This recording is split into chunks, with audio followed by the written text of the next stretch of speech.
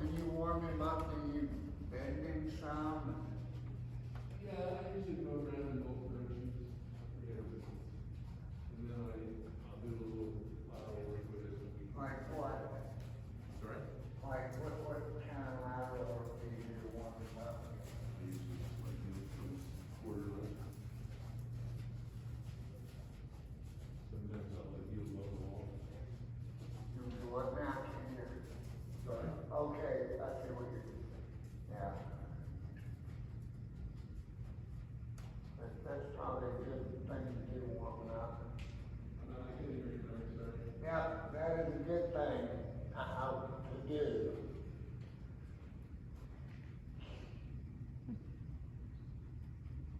Yes, I have.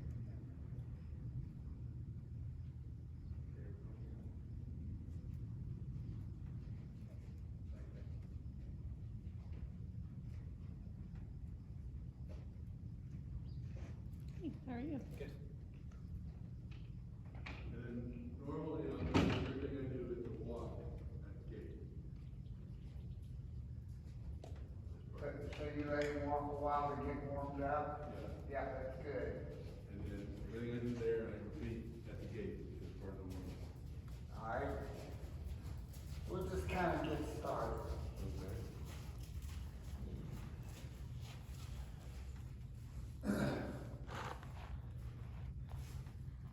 So, you know, if your goal, one of your big goals is to get Canner, when he walks around, he doesn't bend a stifling hock at all. You know, he has no, he just walks like this. So, he's on his forehand. So when you're warming him up, bending him, he needs to bend his joints and take some weight back.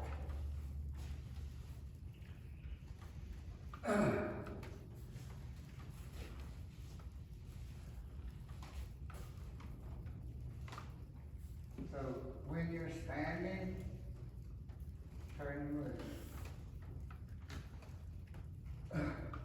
He's on his own time.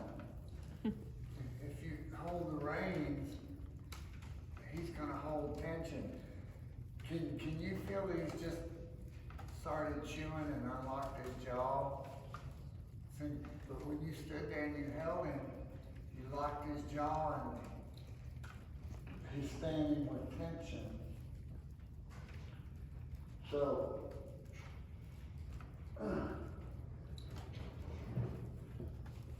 how responsive is he to your leg?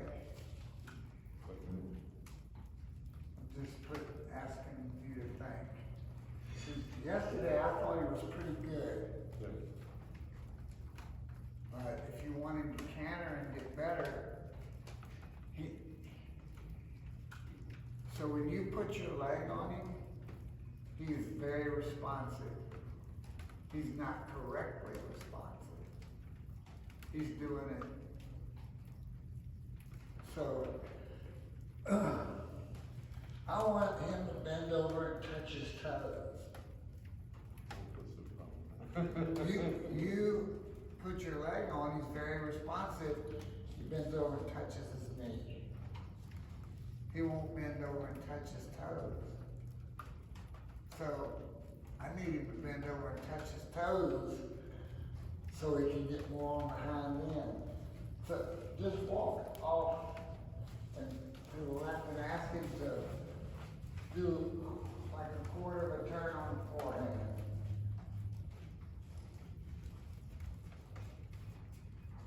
Yeah. Walk off and ask for a quarter or half a turn in the other direction on the forehand.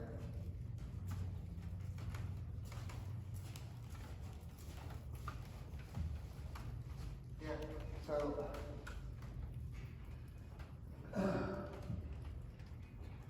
can you feel he's just swinging his rear end around?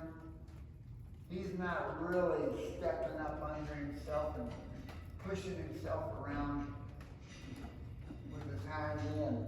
He's kind of like a car on ice. You turn and the hind end's just swinging around. if there's no traction in the hind wheels to send it somewhere. It's fishtailing. That's what he's doing in his turn on the forehand. I need him to step underneath himself, and I want his hind legs to power him around more. So you'll walk off, even take your hand out a little bit, because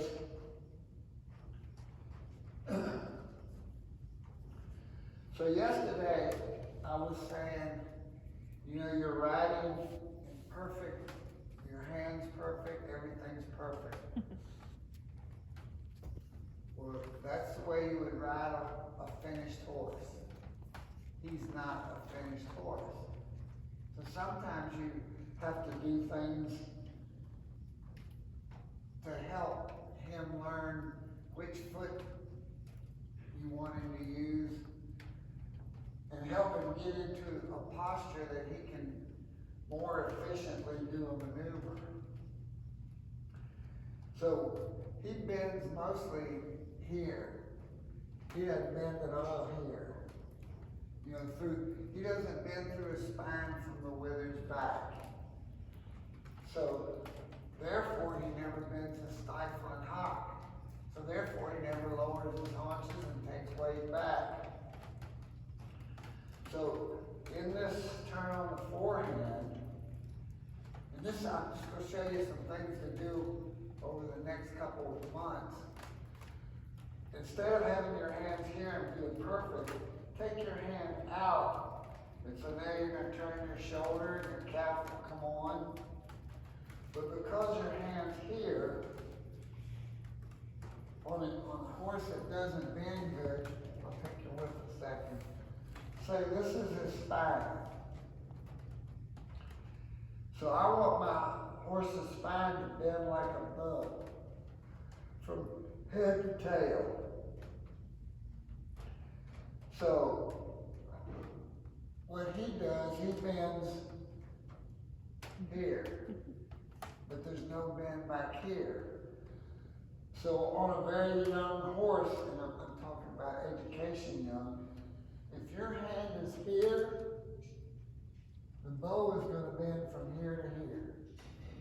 If your hand comes out here, now the bow is strung. It's like stringing a bow. So the string is going to go from here to here, so you create bend through the whole spine. I'm going to do that until bending through the spine is automatic. So probably, you know, I'm going to go out as far as I can to turn on the forehand, so that the bend goes through to the ribs and the hind leg. And then maybe in a week or two, my hand only comes here, and then in a month or two, all I've got to do to turn on the forehand is close this hand, and when I turn my shoulder, put my calf on, he bends through his whole body because that's more comfortable to him. But if you take a horse that doesn't bend well, and you put your hands in what they consider the correct position, he's only going to string the bow from here to here. Nothing back here is going to bend. They all talk about it, but I never see it. So, if I walk forward, and in the beginning when I'm trying to get him to bend through his body, I don't want him to plant with his front feet planted, because he's going to lose relaxation if there's not the rhythm of the 4 feet. I don't think turn forward for me is front feet moving anyway. Good, because then there's rhythm. And you know, when he gets tremendous forwardness and lightness and he bends in all his joints, then you can turn on the spot. And you probably would never use that, but you want your horse to be able to do it, because if he can do that, he can do other things. So if I'm walking a little bit forward, I'm I'm gonna take my hand out, turn my shoulder, my calf's gonna come on, and I'm saying shoulder, but that means your core is turning. So you're turning, so your seat's turning. I want him to start learning to bend his ribs, through his ribs from your seat. He doesn't bend through his ribs, so he never really puts his hind leg underneath his center and bend his joints. And so when you ask him to turn on the forehand, he's gonna kind of just fishtail. He's kind of just punching the clock. Because your hands come around, you can take the tip of your whip and just touch him anywhere on the wrong side. I like to touch him above their hock. That's gonna make his brain, bring his brain to attention to that body part. And so if he just kind of goes through the motions of giving you the answer, I'm gonna take the whip and ask him to actually step up and get busy with that leg. I'm gonna let you try it, and if it doesn't work, then I'm gonna get on it and show you. But like yesterday, when you leg heeled, his leg heel was his front end dragging his hind end out. His hind end didn't actively go with his front end. So if he leg heels like that, he's always going to be on the forehand. He's never going to be able to take a canter departure. So could you feel yesterday when you tapped the rear end, his leg heel got energetic, he actually lifted his back and both ends went out. All right, walking off. He just doesn't use his hind leg. All right, so take your hand out a little bit, turn your palm down. Yeah, so now energy goes that way. Take your shoulder back, put your cap on, and now just touch that hind leg. Touch it firmly. See, he's just not really giving it to you. All right, hold it a second. All right, let me get on him and ride him a second. Okay. My back hurts with the drawing the shoulder. I'm with you on that. I wasn't supposed to get this big horse. Unaccepted. Put him in the washer, shrink him up. He found me. I didn't. Well, you know what? This position is hard to find. I know. That's what I want. You know, because I said he was a dead pacer. I said he paces for a few months. But you know, I can fix pace, I can't fix brains. Yeah. I didn't know if I could fix pace, but I knew that I wanted a horse to fix this position. He actually gets really good right now. Mm-hmm.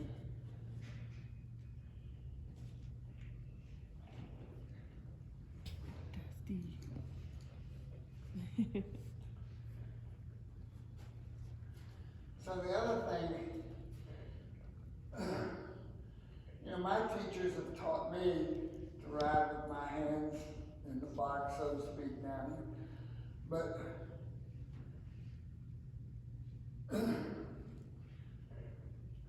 on the very young horses,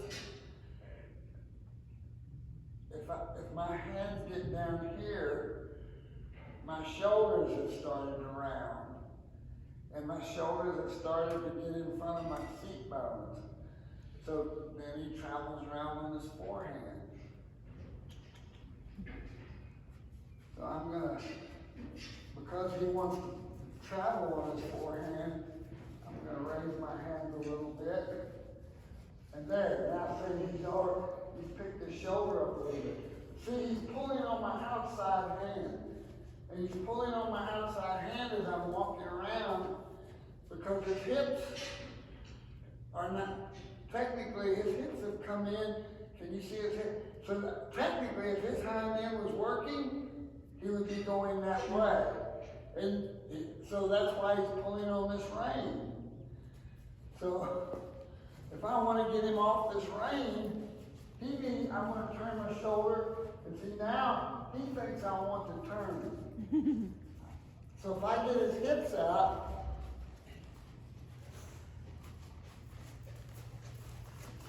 so that's why you would do like something like a shoulder in. I'm going to get to that though. I'm going to go very good with that way. So I'm going to take my hand out. So my shoulder's going to go back. I'm going to put my calf a little further back right now and ask him to turn on the forehead. But you see, I'm getting, You turn on the center. I mean, he's still doing it, but there's no enthusiasm. He's just going through the motions of giving me the answer. So I'm going to put my calf on, and I'm going to say, you need to get this hip, you need to, there. Now he's getting busy giving me a turn on. So I'm going to walk out of it and reward him. If I want him to start using his hind end, I got to start getting him to use his hind end.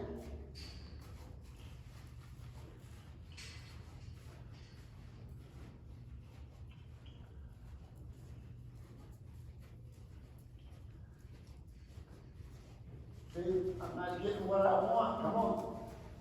There. There we go. So he's a little jumpy right there. I put my leg on. I didn't get an answer. I reinforced kind of lightly with a whip, but a little bit more than he liked, which is too bad. Because in a minute, he's going to turn from my leg. He's going to understand. If you give me some enthusiasm and you listen to my leg, I won't touch you with the whip. But come on, get it around. That's not there. And now he got light in the bridle. And there he's leaning on my hand. I want him to lift his chest and get off my hand. There.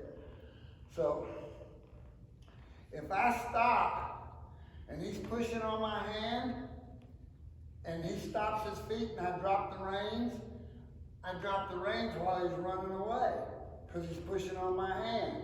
So if he stops his feet and he's pushing on my hand, I'm going to hold it until he takes his weight back to the hind end and gets off my hand. It's his responsibility to get off my hand. But if I turn the rein loose while he's into my hand, I pay him for pushing on my hand. So he pushes on my hand a lot. So you ride with what you call contact.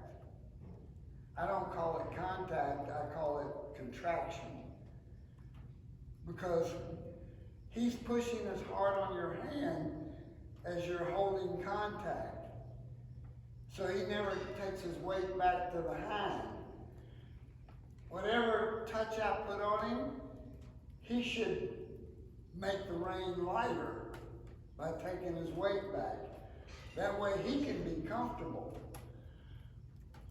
If he has this much weight in the rein, since he's not naturally trotted, he's going to forebeat when he canters.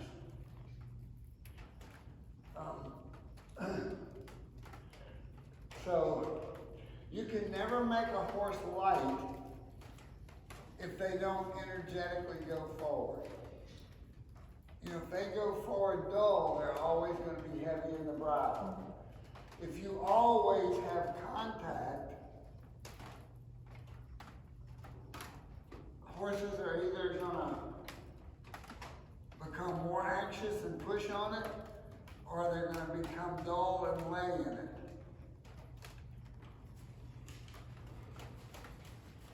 And so when I ask him to turn on the forehand, he gives me a dull answer.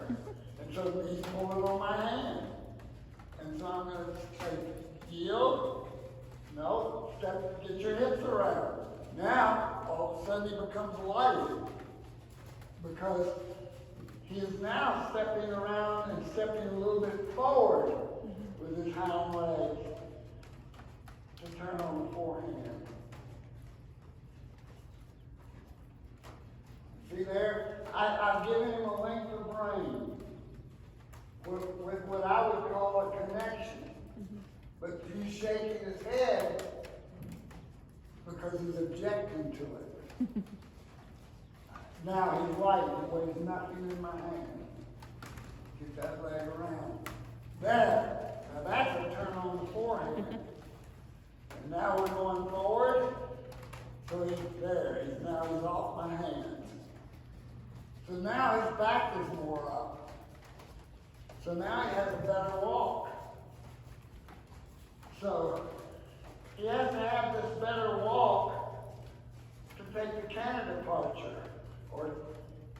So I feel him starting to put weight in my inside rein. So I know his hips have started cheating in. So he's laying in my hand. So I'm going to turn my shoulder. Now I have bend in the ribs. Now he weighs nothing. Now he's losing the bend. I'm going to lift my inside rein. Now I have bend, now he's light. So now that I have bend, he's putting weight on this hind leg. But see, yesterday, he goes around the circle like this. Do you understand? Yeah. From here back, there's no bend. Right. So technically, your contact, you're holding his face on the circle. He's only walking the circle because I'm holding him on it by his face. I want to know, can I put some slack in the rein? Does he still track the circle? Or do I have to hold him on the circle? So I'm going to teach him to track the circle and make him use his hind leg.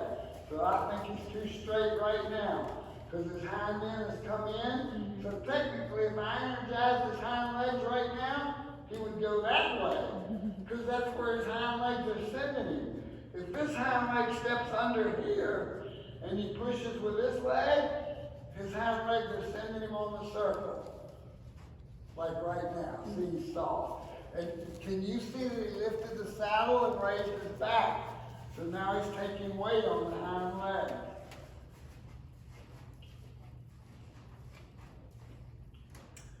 So now his head hangs off his neck.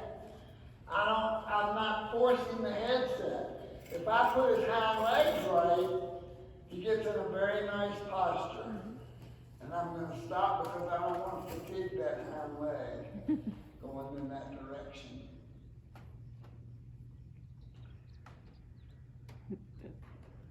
Good boy.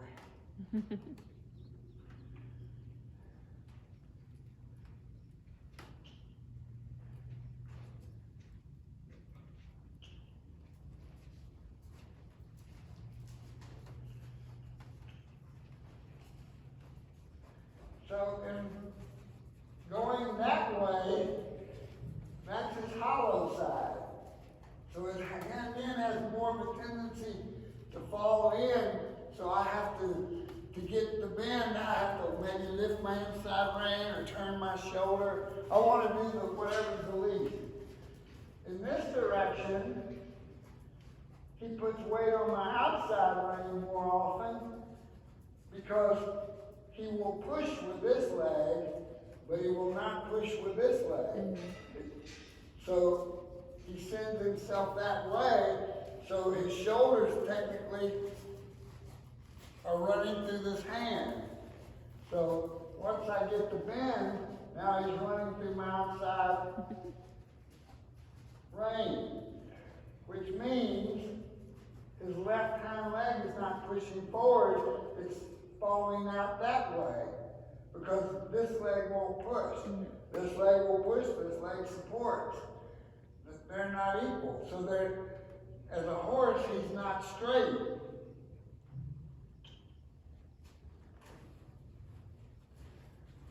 So I'm going to get the hips out. Now he's going to push on this rein, I'm gonna touch him with my calf and say, you need to go forward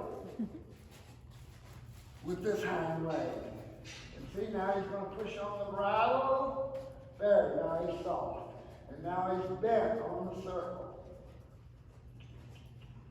Now he's falling in, so I'm gonna lift my inside rein, get his ribs over. Get your ribs over. I'm going to let him have his head this low because I'm working on bend and get him. So even though I have him bent his head down, he's not really falling on his shoulders right now. I can feel his back is round, but he loses it every other stride. So he might be fatiguing right now on that leg, so I've got to get it there. So I'm going to have to give him a break. Can you see how he's starting to fight me? At first he was giving it to me, giving it to me, giving it to me, and now he's starting to fight. Well, he's not getting stubborn. This leg's getting tired. So I need to get it stop or do something else. Because if I just keep working him to try to make him bend, when this leg is tired, he's going to have to learn how to compensate for my demands, so to speak. I'm just going to walk off while I'm on him, and I'm going to find out if he knows how to use his front feet to walk his shoulders around. And I think that's pretty good. By that I mean, when people turn them around the haunches, like a pirouette or a turn on the haunches, too often the horse leads the feet with the shoulders, so they're all out of balance. I want them to use their feet to take their shoulders. Right there, he did that. He's good. That's very good. So he knows how to do that.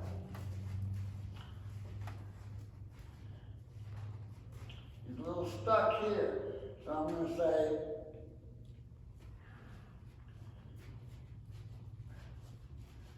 this rein on your neck means take your feet there. His feet brought his shoulders. And I want to know, can you do it on a fairly loose rein? Because I want to know if I'm doing it for him, or does he know how to do it?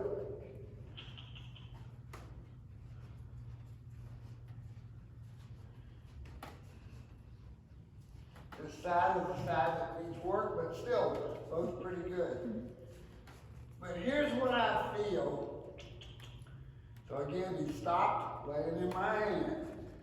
So I'm going to lift. I'm lifting so I don't pull on his tongue.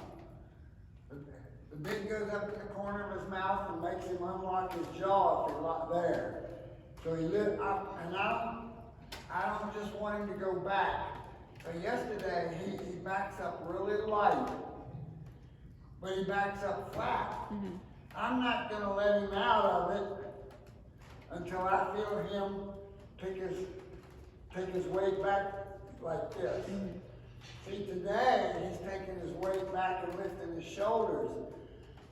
Yesterday he would back up light, but he backed up with his front feet pushing him back and not his hind feet taking him back. Yeah.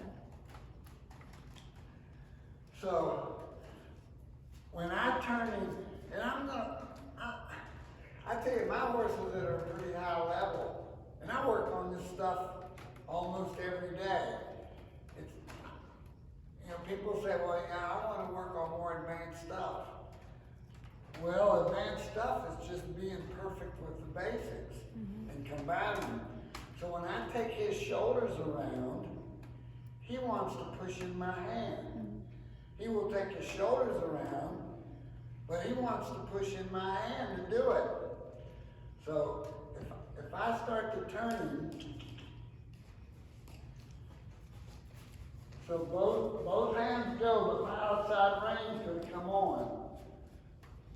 So right there, he would keep coming, but he's pushing on my hand, so I'm going to stop turning and I'm going to say, you need to get on your hind feet.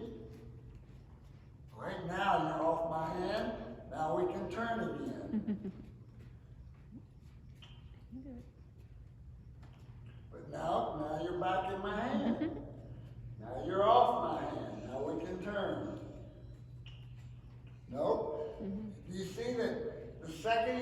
step, he goes, can you see that? He just dives into my hand. So if I bring him around, diving in my hand, he thinks that coming around on the forehand, you having his front feet pull his shoulders around is okay. It's what I want, because when I'm done turning, I reward him. The problem is, I'm going to kind of put him in that posture to put my leg back and take my canter depart. Right. Well, he thinks it's all right to be laying in my hand. So if I put my leg back and ask for a canter depart, it's going to be ugly. I need him to learn that technically, if I'm putting you in the posture for the canter depart, you need to get off my hand. So I'm going to lift my hand, so if he pulls, I don't pull on his tongue. Now I'm going to ask. There, you're on my hand. So I stop the turn. I'm going to wait for him to get off my hand. Putting the neck ring on. There. I'm going to walk off on that, because that time he brought his shoulders around with his weight on his hind legs and off of my hand. So this is a little tiny move. I'm going to work on that. I would never be satisfied with him turning around the haunches or pirouette, laying in my hands the way he lays in my hands.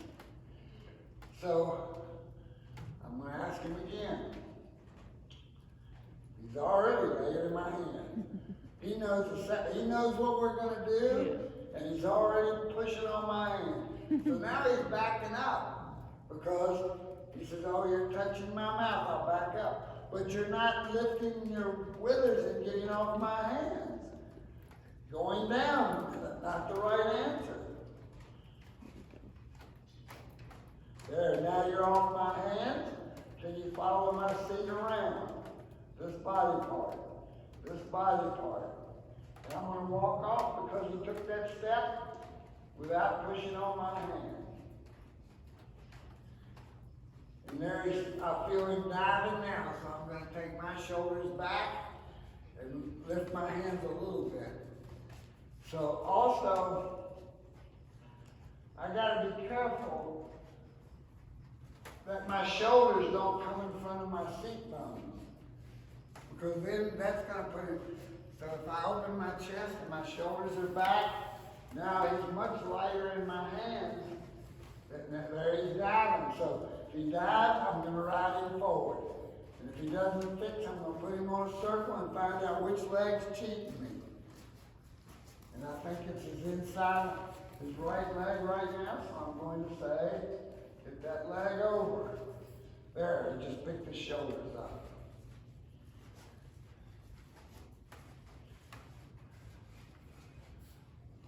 Again, the inside leg is cheating.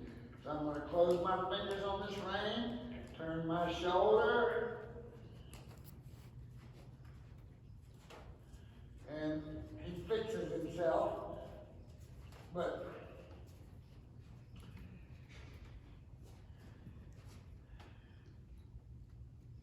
I'm telling you so you can, as well as him. When I walk around and this horse falls in with the hips, I should be able to close my fingers and just turn my shoulder and the hips should immediately move over. But they don't, because he half-asses turn on the forehand. Right.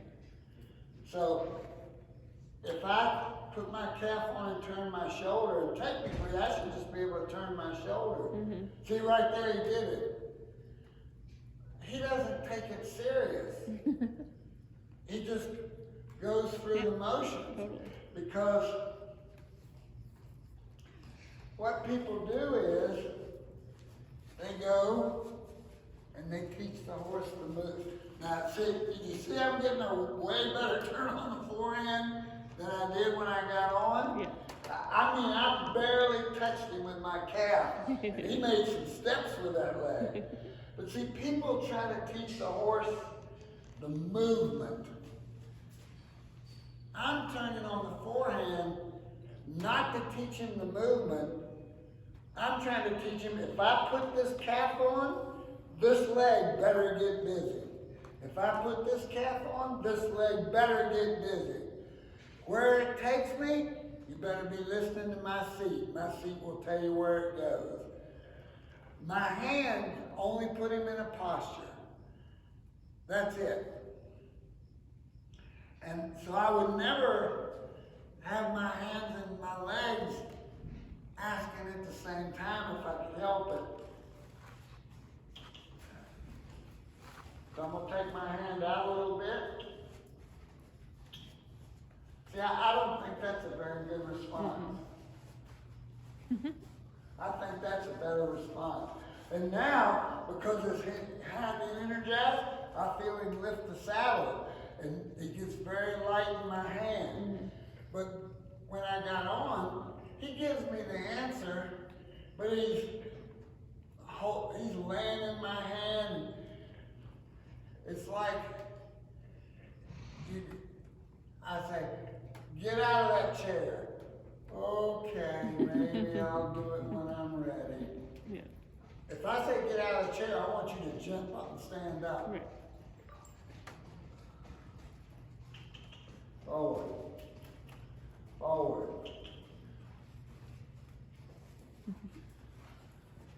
So I'm going to ask him to take one step left with his right hind leg. And now I'm going to ask him to take his front feet and bring his shoulders around. See, it's sluggish. Yeah. Take your left hind leg and step to my right. Now, bring your shoulders around. Get them around. Get them around. Nope. Don't run off. So you're laying in the bridle.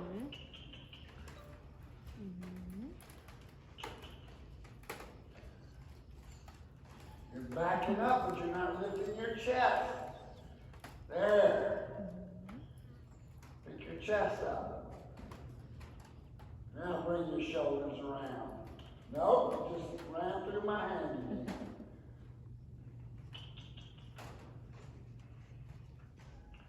There, that's the way to make a step. So that's what I'm going to get you on, get you doing. The other thing is, when you got on, he walked off. And so, because you didn't ask him to leave, he walked off on his forehand. So I'm going to ask him to leave like he normally leaves. He might not even do it since I've done all this. No. He's not sure right He's trying to do the right thing. So when he just walks off, he walks off with his front legs pulling him. So right now his front legs are pulling him around. So really, he's not prepared to stop or go because he's too on the forehand, so he is not prepared to go to the next gate, be it trot or gait or canter. I need him to depart prepared to go up to the whatever I ask him to.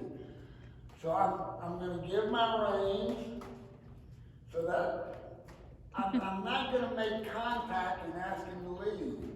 Because now I have the brakes and the accelerator on. So one of them's going to go bad. So I'm going to release the brakes. My calf says pick your belly up. My seat says go forward. So right now he's confused. There. So that time he left with his hind legs pushing instead of his front legs pulling. I give, my calf says pick your belly up, and my seat says go that way. I don't want him to go that way, I want him to go that way. I want him to go upward. So there he leaves from the hind end, and now he's very light in my reins, because his back is up. It might not stay up, depends on if his legs fatigue. But he departed in a posture prepared to do anything, stop or go. If he leaves on the forehand, he's not prepared to stop or go.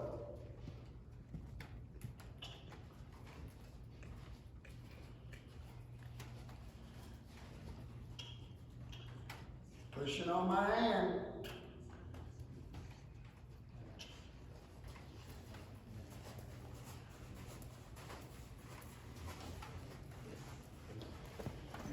Can you see that he has a much bigger, more powerful looking walk? He's not going faster than he does when you walk, but it looks more powerful because now he's going forward from the hind legs and not pulling from the front. So over time, he's prepared to take his canter departure. I'm going to dismount. Okay, big boy. Getting off. Oh.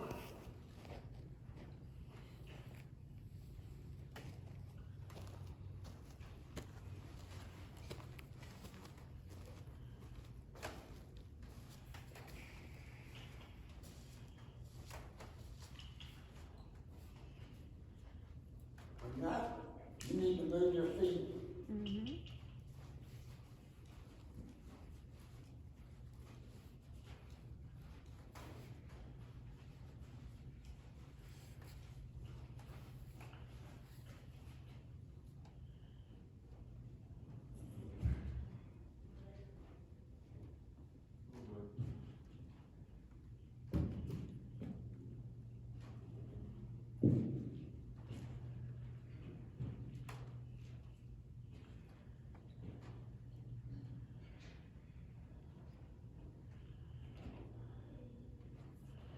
So if you ask him to turn on the forehand, don't whack him and surprise him. So if I'm going around, and I don't think he's giving me, my shoulder's going backwards, turning my, but I don't think he's giving me enough. I'm just going to touch like that. It's not going to be a whack. I try never to whack. But think about this. If I want him to turn on the forehand, and now I'm taking my hand up for maybe a month to get the ribs to bend, because if you bend the ribs, he will put his inside hind leg under his center. And if he doesn't do that, he's never going to canter. And if you're here, he already has proven that he won't put his hind leg under. But if I'm turning my core and my shoulders, he should be turning as fast as I'm turning, because I'm not being unreasonable. So if I get to here, and the whip is this far from his leg, he's not turning with me. He's behind, isn't he? So all I'm saying is, you need to get this leg busy and catch up with me. I need you to, if I'm turning at this speed, you need to turn at this speed. So, if I'm turning and my whip gets to here and gets that close, then you're not turning at the same rate I'm turning. You need to get that leg more busy.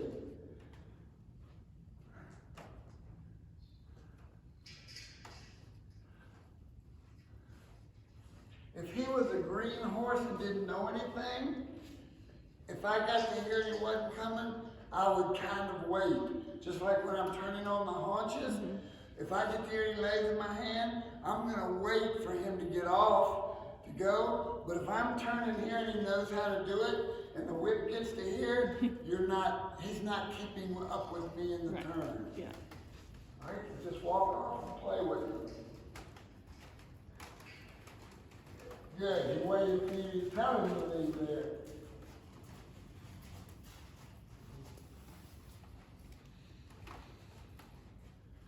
All right, so just come off the wall somewhere and ask him to give you a turn on the forehand to the right.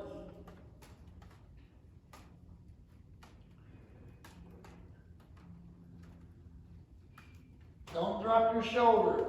Don't tilt your head. All right, turn to the right again. Keep your head over the center line. Tap the leg. That's much better than it used to be. But now he's got to know that you have the same. You're going to demand the same things I demand. Because they're not unfair.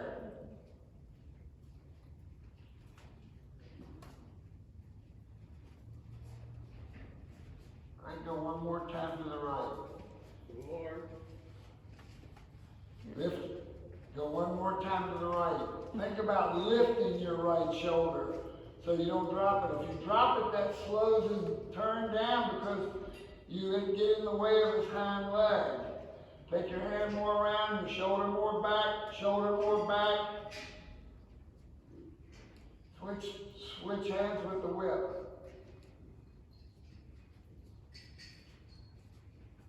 Take your hand out, turn on the forehead. Keep the whip out. Yes. All right, turn him on the forehand. I want to know if he answers your leg. So your leg should come on, off. See, he's not turning on the forehand. All right, keep walking. So put your whip out like that. Take your hand out here. Bring it out. Now bring your hand and your shoulder around. Now he's turning on the forehead. Don't look back. Tap him. Bring your hand out here. There. Can you feel him get rounder right there? So he lifted the shoulder. So, someday, you can turn the amount you're turning. But he doesn't know enough right now. So, if the intention of the rein goes this way, the hind leg will always move. When you turn left, even though your hands are back here, you are sending the horse forward to the intention of the rein that's going that way. So if he is not stepping with that leg, you're coming to here and put your leg on, and that's as far as you come. So he just gives you a so-so answer with that leg. If he's not getting that leg around, I'm going to bring my shoulder and hand more back because the intention of the rein, if the intention of the rein comes here, you stop this leg, but he only bends from here to here. All right, so walk him off. We're going to go to the right. You only need the whip. Let's go this way. All right, so you've got the whip out here. So when your hand comes out and around, the tip's going to be right there. Turn your shoulder more. There, you feel the hips going now? And don't lean, walk off. See, he's not really answering your aid of your leg with his hind leg. He's just kind of, all right, let's go to the left. You don't even have to switch your whip. Just shorten your rein. Bring your hand out here. Calm down. Keep coming. There. You feel the hips go now? Walk off and reward him. See, you're not really gymnasizing his leg. You're only asking him to bend over and touch his knee. I want him to bend over and touch his toes. Take your hand out. Bend him by you with your sit. There. So don't reward the movement, reward his hind leg answering your calf. I'm going to sit down and talk.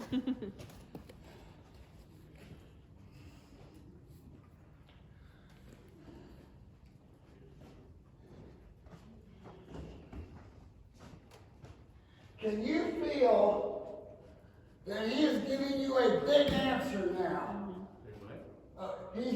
When you ask him to go around, he is really stepping big with that hind leg and giving you a big crossing.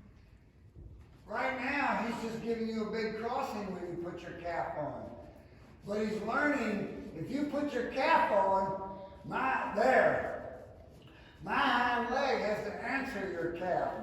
So someday when you're going straight and you put your calf on, he'll give you a big answer with a hind leg. That would be collection or canter depart. If he can't answer your calf with a big movement, enthusiastic, then when you ask for a canter depart, it's going to be 4 beat because it's going to be a half-ass departure. All right, so walk off and just walk around for a minute because we don't want to drill him. But I do a little bit of that every day. If he gives me that big answer, then I wouldn't nag him. Right now, do you see that we're bending his head a little too much? But we're not pulling around, we're turning it with our core, by turning our core.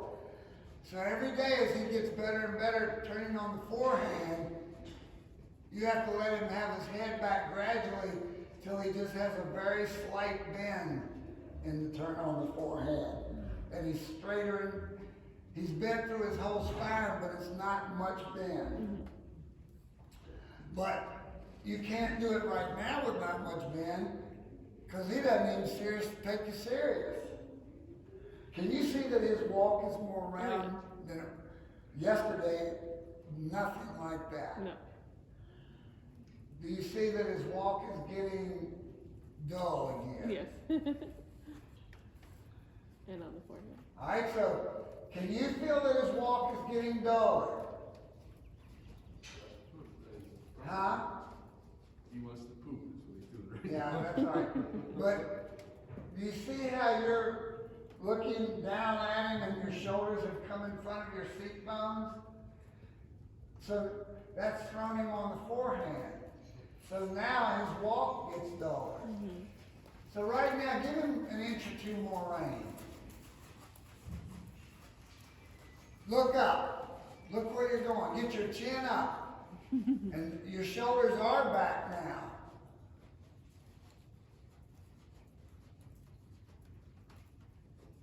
And so your seat's following his back, even maybe encouraging his back to take a longer stride. Your shoulders are in a good position, your chin's up. It should, over time, help him get a bigger walk.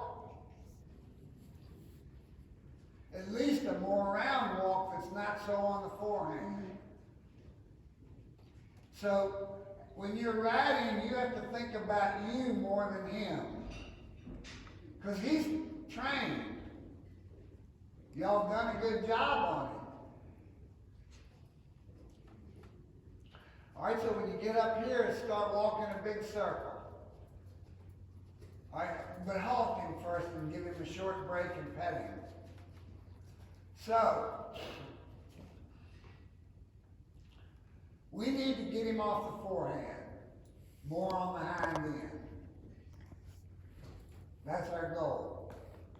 So he can canter along with everything else, but that's kind of a goal. You ride with a lot of contact,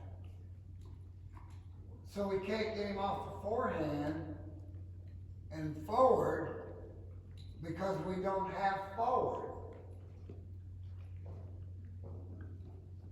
We want canter and posture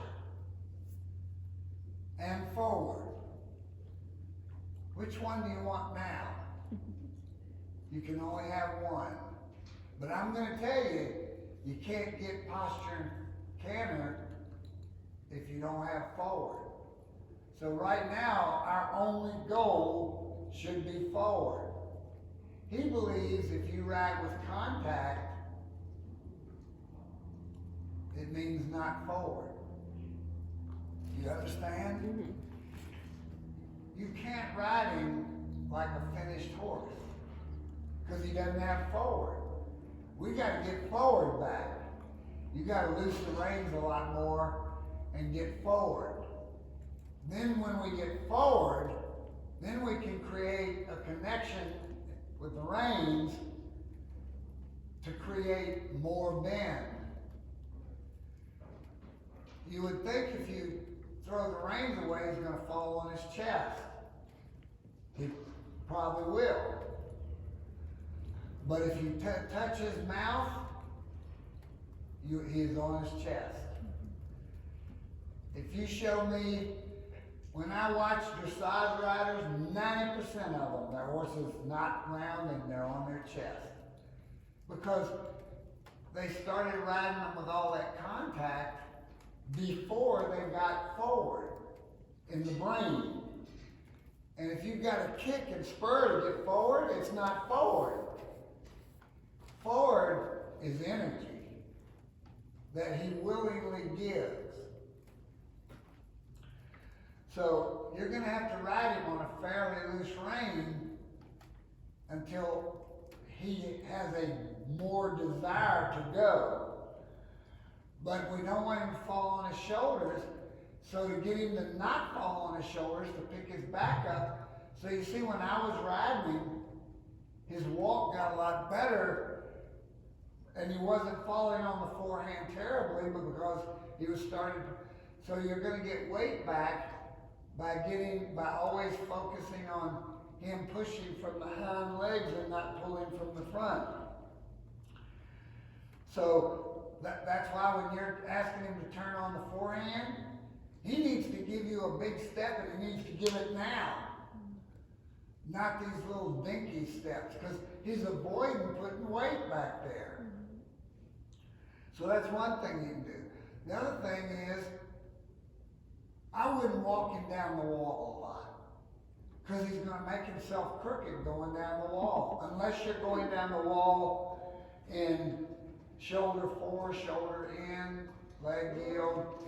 You know, if he goes straight down the wall, his shoulders are this wide, his hips are this wide. His shoulders are going to be this far from the wall, and his hips are going to be this. So he's crooked. So he's cheating using his hind leg. You know, you need to walk all over the arena. If you're going down the wall, because he's learned to cheat, he needs to be in shoulder forward, shoulder in. Be careful that his shoulder forward, shoulder in isn't him bending the neck. If you don't feel him lift you in the saddle, it's not shoulder in. It's not even leg yield.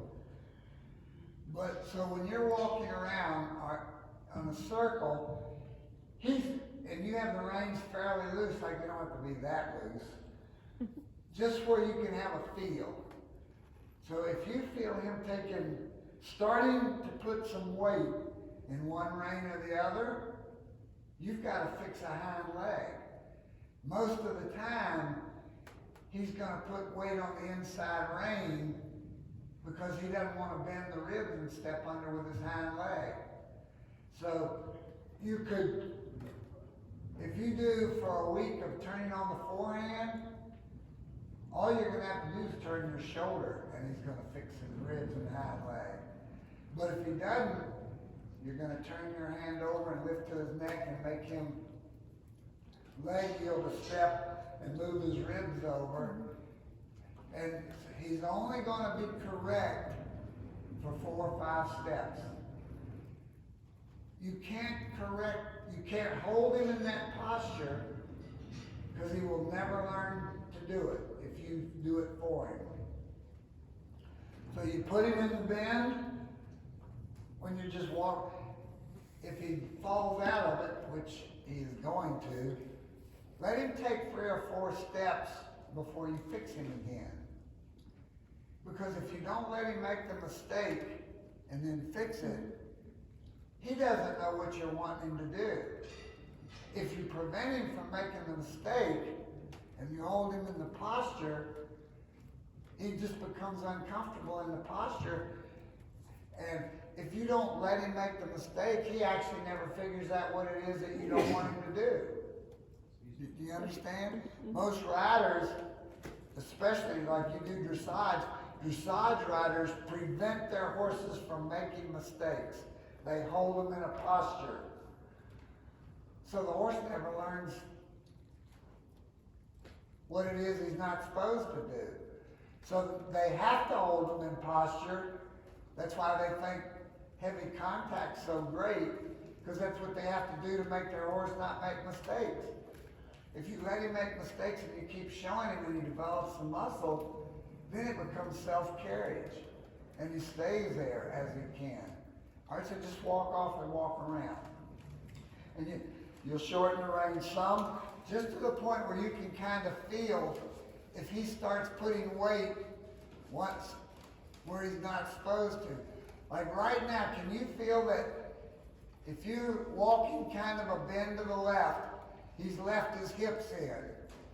So you can close your hand on the inside rein, take your left shoulder back, or lift the left rein and ask him to move over.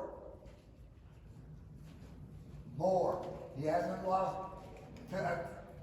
Push on his neck to the out till he gives you the bend. Like right there. And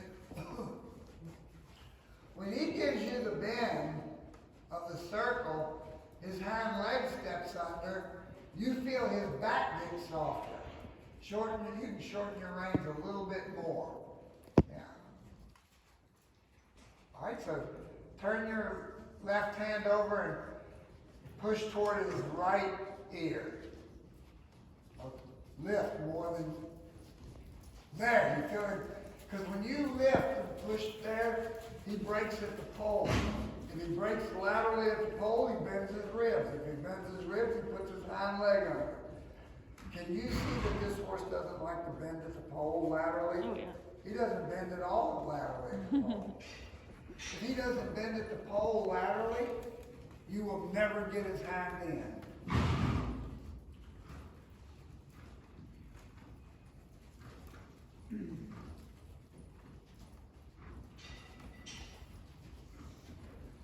And take your weight and ask him to move his ribs over an inch. So your head, your shoulder, as you're pushing. So when you lift, you kind of ask him to break at the pole, and your weight, ask him to. See how he cocks his ears and unlevels his eyes? Mm-hmm.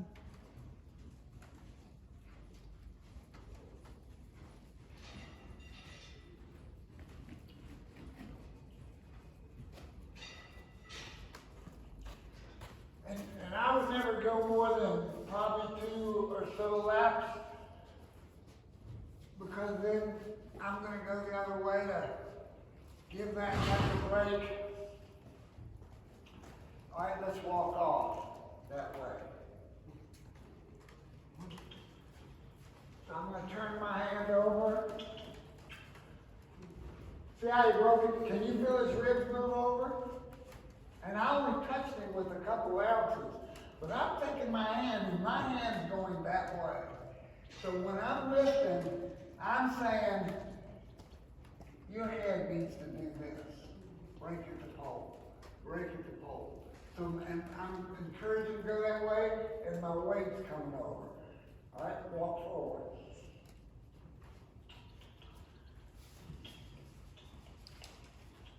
You feel him move? See, can you feel him get soft and move over? And I'm going to show you how much weight I put in the rein. You hold the rein. You're already pulling harder than I did. That's about it. But the intention of my hand said, flex at the pole and take your shoulders that way. And my seat went that way. And I don't know if your seat went that way or not, but see, can you feel him move his whole ribs and everything and soften his back.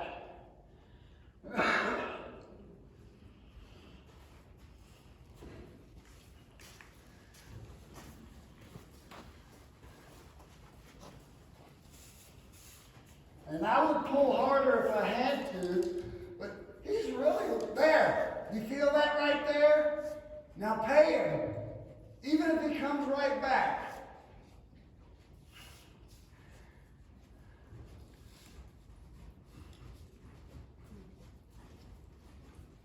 There, you feel you bending? You see that? Yeah. And pay him. Put your hair down. All right, halt him and give him a break. Do you see how lightly you did that? And he answered you through his whole spine. Front feet, hind feet, everything answered the inside rein. So, you know, if you play with this for a month, he learns that whenever you touch the inside rein, it means he has to bend from his ear to his tail and use his hind leg underneath. Then I can start adding the outside leg, rein.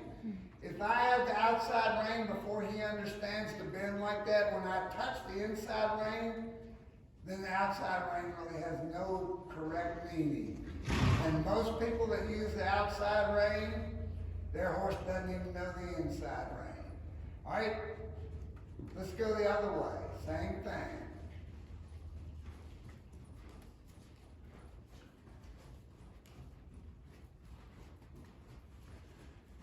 So when you turn your hand palm up to go up to the ear, and it makes energy go in a different direction.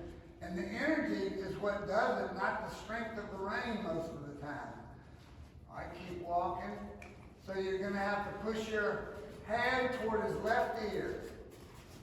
But you've got to turn your body to go in a circle. And kind of leg yield him a step out. So he's taking his head back. Shorten your right rein a little bit. Don't let him take his nose back. Just lift and ask for a bend at the pole as you turn your shoulders. There. You feel that? There, right there. Hey him. Do you see he fights the right rein? He doesn't give to your hand. He fights it. There. You got it. Pay him. He needs to learn, if he gave to your hand, you actually could help him get softer and feel better in his body. There, good, beautiful. You see he's quit fighting your hand with his nose? He's learning that if he listens to your hand and softens, that he doesn't have to fight with his nose. But if you always ride with a lot of contact, and what you think's a lot, not much, he thinks is a lot. That's how they learn to do that fight. All right? He's straight, leg yield him over. Lift your hand and bend him. Take his shoulders out a couple steps. There. Now you feel you really step under with that right hind leg.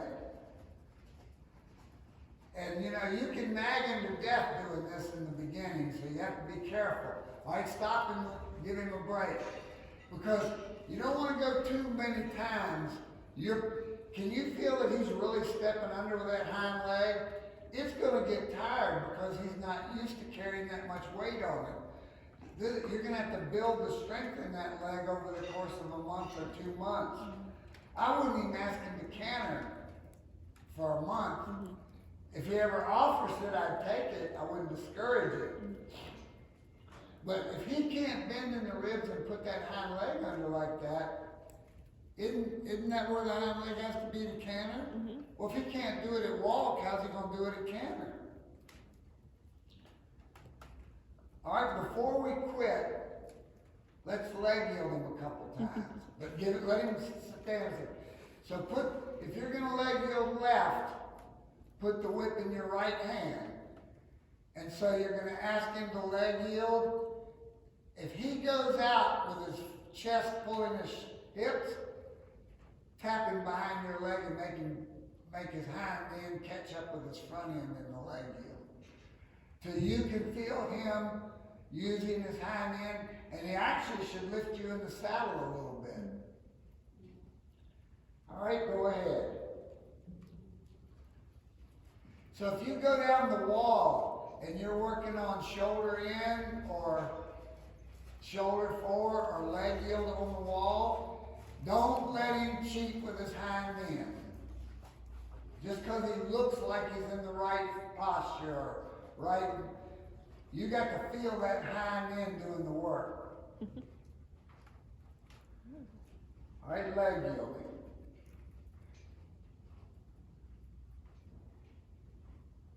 All right, come back down here so I can see.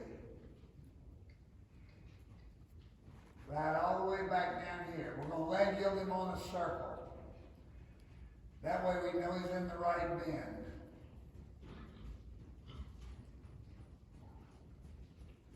Or we assume he is. So put him on that big circle. He's pulling on your right rein, fixing.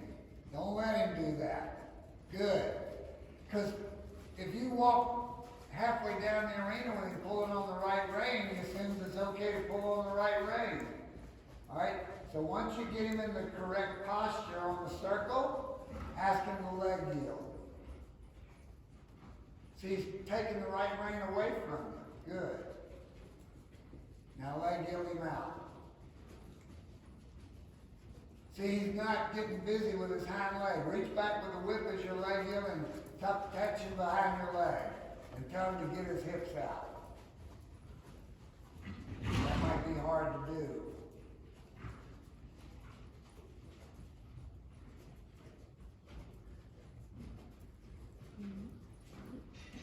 All right, stop. It's hard to get him to use his hind end, isn't it? Because you have to use your hands to take the shoulders, and you can't reach his hind end with the whip. Can you see that he's not using his hind end to leg yield? I know I do it. How do I do it? So, I might take this hand up, and I might lift this hand.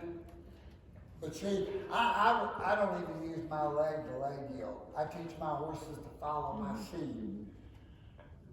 When I put my leg on, I'm usually wanting them to give me more engagement. And so I have the whip going out. So I'm going to take my weight and go. And if they don't go with my weight, I'm going to say, you better get your hips going with me. So I want my horse to leg yield. If I turn my hand over and do this, someday it will leg yield if I just do this. But you can get him to leg yield by taking this hand out.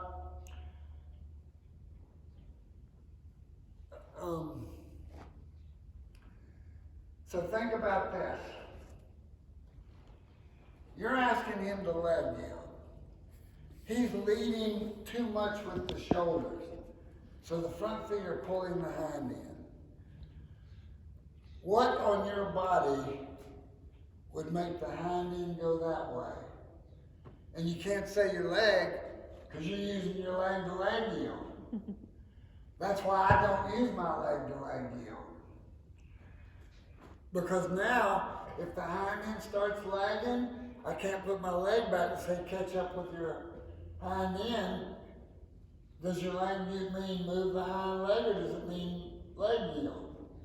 But if I teach him to leg yield from my seat, if I put my cap on, it means your hind end's not keeping up.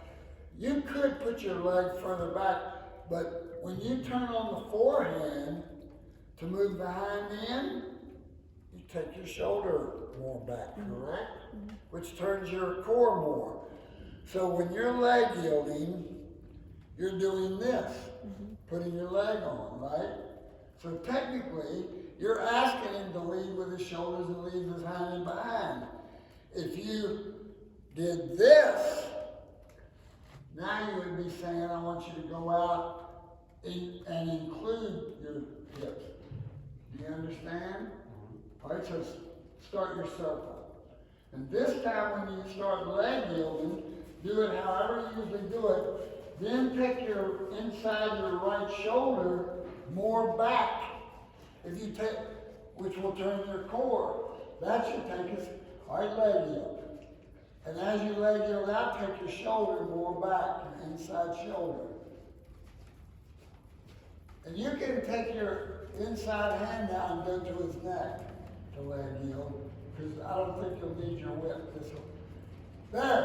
There, stop. Do you see? So you don't need your whip.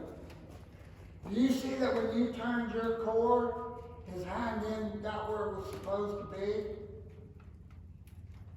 Yes or no? Yeah. Do you see? Yeah.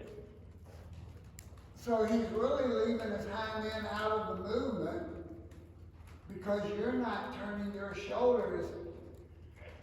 So if you leg yield like this, and his shoulders are equal to your shoulders, he's going to pull himself out with the front feet, isn't he? But if I turn my shoulders, he has to turn his shoulders. That brings the hind end in line, doesn't it? Let's go the other way. So just you turning your core more correctly will strengthen his hind legs and get him using his hind legs. All right, so just get him in a good bend. Take your hands, take the shoulders and your weight and go out, and take your inside shoulder back. Take your left shoulder more back. There, you see his hips go? You feel his hips come with you? Now, he feels more relaxed in his back, or he should. He looks more. All right, leg yield. And take your left shoulder more back. He struggles a little bit, but I would take that. Because now he's actually using his hind legs a little bit. All right, bring him up.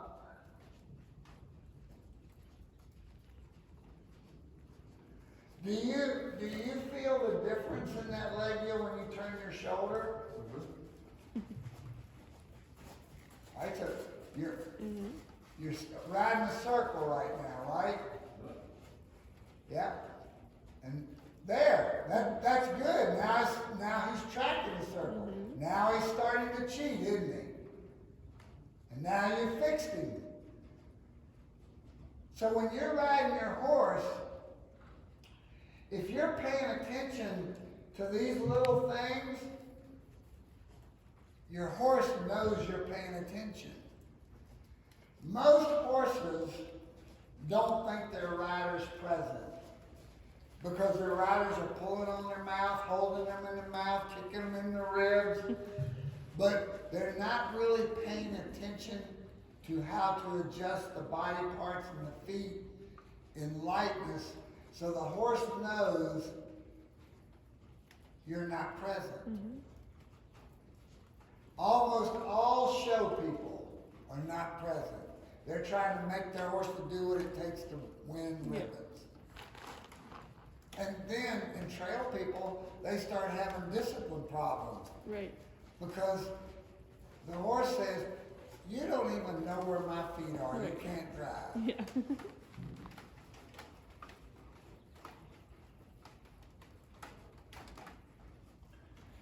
Can you feel that he's not near as much on the forehand this afternoon, this end of this lesson as he was yesterday, on the beginning? And always thinking, is my chin up or my shoulders behind my seat bone? You're his instructor, get you a good whip that you can Yeah, reach. exactly. You need an electric collar. So his walk is much more freer today. To me, can you feel that? It's more rhythmic. Yes. And it's like he feels free to go forward. So if you can do that in one day, what can you do in a month or 2 months? Also that turn on the haunches, or if you're pirouette. If he lays in your hand, the movement's over. I gotta have you back on the hind end. learns all that, you can start regaining a little more contact to ride like a more finished horse. But right now, he only sees contact as restriction of movement, or he uses you for balance. Yeah. Very good. You got any questions? No, I don't think so. Vanessa? No, it's good. We just gotta train Wiley, that's all. And y'all done a really good job on the horse. I'll give you $500 for it. I could sell this horse every day. He has got such a good brain. Yeah, he does. And I'm sure a whole lot of it's due to y'all's work. You know, the brain he had. The brain he had, yeah, Yeah, for sure. He just came with that personality of, you Yeah. know. Man, you can't hardly find horses and buy that Yeah. anymore. That's why we got it. All right. No, when I can't ride anymore, I'll sell him to somebody. Yeah, there you go.